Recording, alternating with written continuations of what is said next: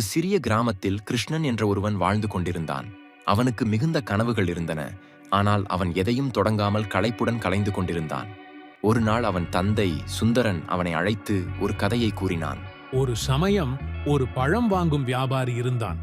அவன் தினமும் அதிக சூரிய வெப்பத்தில் வெப்பமான நிலத்தை கடந்து அலைந்து திரிந்து பழங்கள் விற்று வாழ்ந்தான்.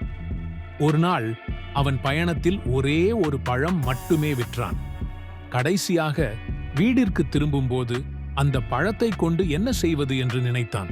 அது அவனுக்கு நம்பிக்கை அளிக்கும் என நினைத்தான். அதனை விளைச்சு பெரிய மரமாக வளர்த்தான்.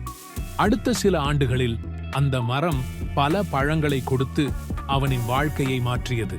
இதை கேட்ட கிருஷ்ணன் குழப்பத்துடன் தந்தையிடம் கேட்டான். அந்த மரம் வளர்த்ததை நான் எப்படி புரிந்து கொள்வேன்? சுந்தரன் சொன்னார், நம் முயற்சியும் அந்த மரம் போலதான். நாம் ஒவ்வொரு நாளும் சிறிய முயற்சிகளை செய்வோம். சில நாட்கள் அதைவிட மிகச் சிறியது போல தெரியும். ஆனால் பொறுமையுடன் நீ செய்கிறாயா என்றால் அந்த சிறு முயற்சி நாளடைவில் பெரிய வெற்றியாக மாறும். அந்த நாள் முதல் கிருஷ்ணன் தினமும் சிறிய முயற்சிகளை செய்யத் தொடங்கினான்.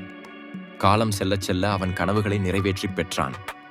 பயணம் எதுவானாலும் முதல் படி எடுத்து வைப்பது மிகவும் முக்கியம்.